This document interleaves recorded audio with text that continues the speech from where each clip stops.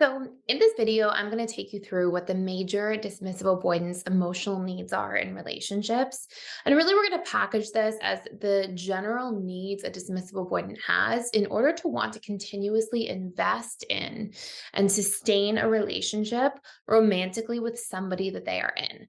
Now, of course, this absolutely applies to relationships outside of romantic relationships, but these tend to be the things that, when given to the dismissive avoidant, I find that the dismissive avoidant is most on board with giving back to their partner, initiating back, feeling understood and safe within the relationship dynamic.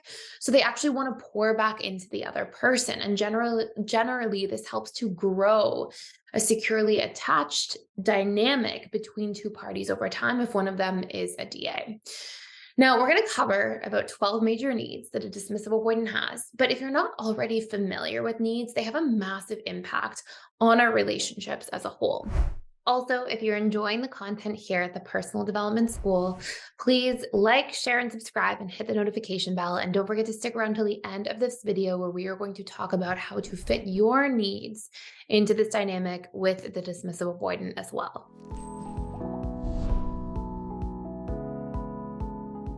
The way I like to think of our needs in terms of the components of a relationship is that they allow the relationship to sustain itself.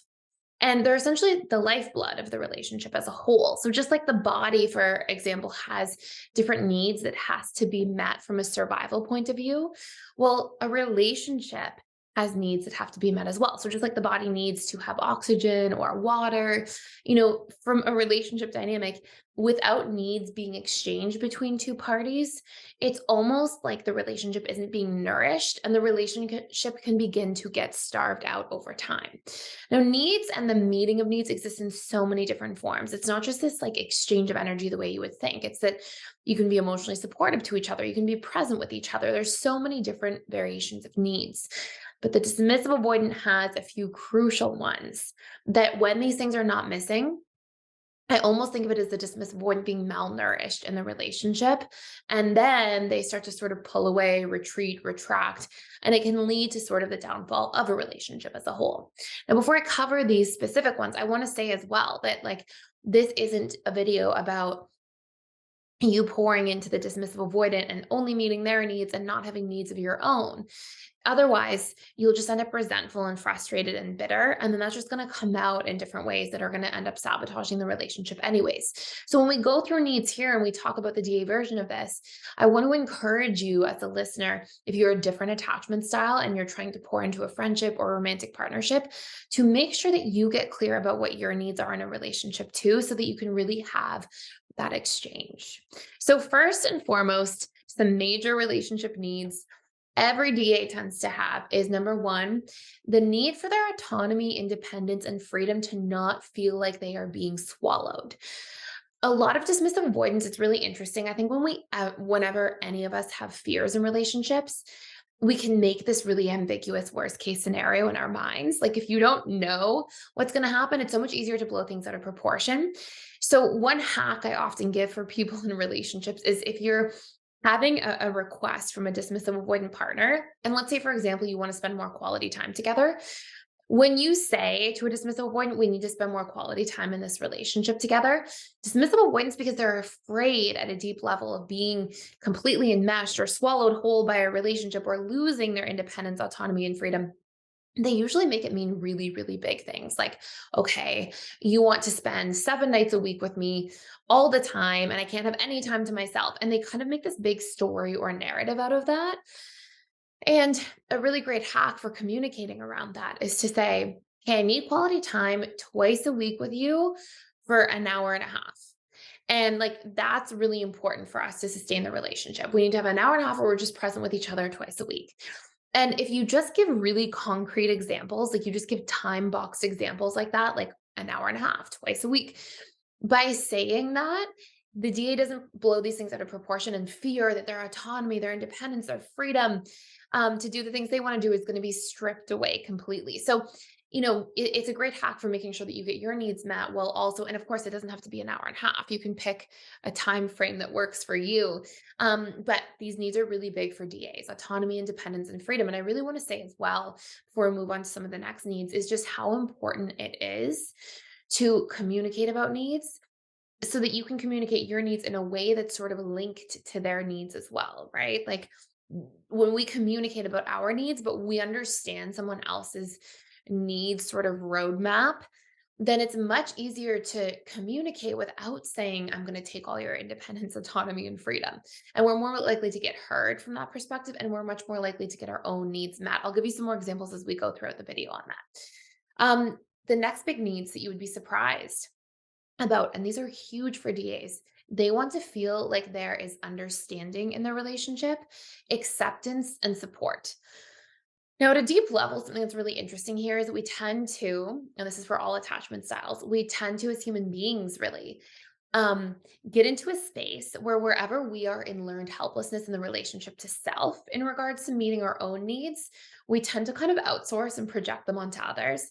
And it's really interesting because if you look at this sort of need set here, you look at understanding, acceptance, support. These are actually generally things dismissive avoidants really struggle to give themselves, right? Like they're not very understanding of their own feelings or needs. They're not very accepting of themselves. They tend to shame themselves quite frequently, hence why they tend to be very sensitive to shame and criticism. And they don't tend to support themselves very well. So these are things they're like aching for, like almost from an inner child perspective. And when people come into their lives to give these, they really light up. In fact, it's actually a place that dismissive avoidants can fall into limerence with other individuals because they really, really value these dynamics. So understanding, acceptance, support, big needs for dismissive avoidance. And the next set here is appreciation and acknowledgement, right? So appreciation and acknowledgement don't have to be these huge things. In fact, dismissive avoidants don't love over the top appreciation and acknowledgement. If you tell them they're the best ever, they're the most amazing, they can kind of get shy and shut down because they don't really believe that. But it's the little things, it's the really sincere pieces of acknowledgement and appreciation that matter. So things like, hey, I notice you're really making an effort in the relationship the past few days. I see that. And I just want to say thank you. So it's like acknowledging these little small things in a sincere way that really motivates the dismissive avoidant. Because what you'll see as well is that dismissive avoidants actually have this really deep idea about themselves the vast majority of the time that they are not capable of doing relationships, that they are not capable of giving what their partner needs. Part of the reason being because, as we talked about earlier, they kind of paint it in their mind as like the never ending story. So, for example, if you say, I need more time or more presence or more affection or more, whatever it might be, generally DAs think that it's like endless. Like, I need to be able to give that to you 24/7, 365. Whereas if you just time box it and you just say, hey, I really would appreciate us having more quality time together. Can we go out for a date night once a week? Or if you say, I really need more of your presence at times. Can we have a good morning routine together for 15 minutes? When you say these things, the DA doesn't get afraid. And then when the DA shows up to meet those things and you acknowledge it and appreciate it, they have this belief that they're really trying to overcome within themselves that they're incapable. And so when you give that appreciation and acknowledgement to them, especially about the things they're doing in the relationship dynamic, it goes such a long way. It makes DAs feel like they're capable, they can do it, they've got this. They see the harmony, they see that it's not this like never-ending dynamic where they have to be there 24/7 all the time.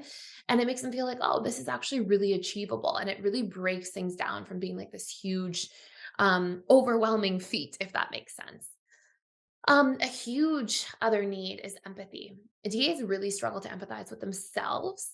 And it's partially because they're just so disconnected from their own emotions, right? So they really struggle with that. But when people empathize with them and say, like, yeah, I understand why you'd feel this way, or I can see what you're feeling in this situation. I get why that situation would feel uncomfortable for you, and can really speak to those things. It goes such a long way too. Like DAs really value that empathy. And again, it's another characteristic that I found over the years that dismissive avoidants get limerence around in other people. It can be something that they really are drawn to because it's kind of this deep inner child unmet need that's sitting there.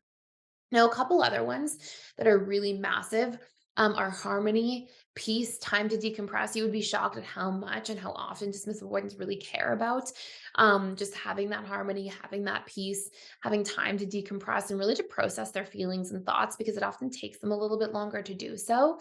And by the way, as I'm going through all of these different needs here, We have a whole course on this, like how to understand your own needs. If you're a different attachment style, it really helps you get clear on your needs as a whole, of the function of needs in relationships, and how to communicate your needs and receive them in a way that also accounts for you and your partner. So, if you ever want to do a deeper dive into that, you can actually check that out for free for 7 days using the link in the description box below. And it will just allow you to access that whole course as well as all courses and webinar features at PDS. So you can jump in with me, ask me questions. I'll be there 3 days a week to support you, live in person if you need anything. And there's a whole bunch of other just really cool features in there that you can check out as a whole, using that link. And again, it's free for 7 days. And then last but not least, the other really big needs that dismissive avoidants have are the needs for certainty, stability, and safety. You will be shocked, or you would be shocked, if you, in theory, sat with me through the hundreds or thousands probably of DA client sessions I had over the past 10 years or so. And really to see how much dismissive avoidants really don't like conflict, how much conflict wears away at a dismissive avoidant in a relationship, how much it makes them feel really closed down and shut off, and they feel the need to really, like a turtle going into their shell, like protect, self-preserve, withdraw, and how impactful it is. And I think that it's, when you're on the receiving end of that, or if you're in a relationship with a DA, because they don't show their emotions, you think, oh, they're emotionless, they're unaffected. But it really couldn't be further from the truth. Like DAs can really avoid conflict, they can really hurt over it. They really don't like, highs and lows of conflict in relationships. And it's definitely something important to keep in mind. So if you are the DA, I hope this is helpful for you. If you are the loved one of a dismissive avoidant, I hope this is super helpful for you too, especially the parts about kind of communicating your needs while considering and understanding theirs. And of course, there are other needs, but these are the major ones that really create this framework of what they tend to be hunting for and kind of starving for in relationships. So, after conducting many polls and surveys at the Personal Development School over the past few years, we have found that students come in and 92% of them become dominantly securely attached within 90 days if they focus on 6 crucial areas. These 6 crucial areas have to do with what it takes to become secure according to Gibson Integrated Attachment Theory. And this is to tackle core wounds, learn your needs, learn to emotionally regulate, develop boundaries, communicate better, and update old behavioral coping mechanisms. Now, we have these roadmaps and course tracks laid out for you on the other side of when you join. So everything is simple and in front of you to help you take exactly the steps that you need to master your love life, create thriving relationships, and really see the results in your healing journey so you can let go of old wounds, old baggage, and truly leave it behind. And on top of that, included in this 30% off promotion for life, you also gain access to our daily live events, webinars. I'll be there 3 days a week to answer any questions that you have in your journey. And we have amazing certified integrated attachment theory experts who are there to support you with their daily live events and webinars Monday through Saturday. And this is a great opportunity to connect with like-minded people, to get your questions answered, and receive any extra bonus support that you need. And last but not least, we even have social events on a daily basis. So you can practice through a sharing circle, being a little bit more vulnerable, connecting with other like-minded people. You can practice through communication scripts, having tough conversations, and really modeling that out. And there are so many other supportive events that are there for you on your journey. So I would love for you to join and take this opportunity. I would love for you to be part of this challenge to become securely attached within that 90-day period. And I can't wait to see you on the other side. So thank you so much for watching. I hope you enjoyed. Please like, share, and subscribe if you are enjoying the content on this channel. And if you hit the notification bell, you won't miss any daily videos I put out, literally every single day. So looking forward to seeing you in future videos, and thank you for watching.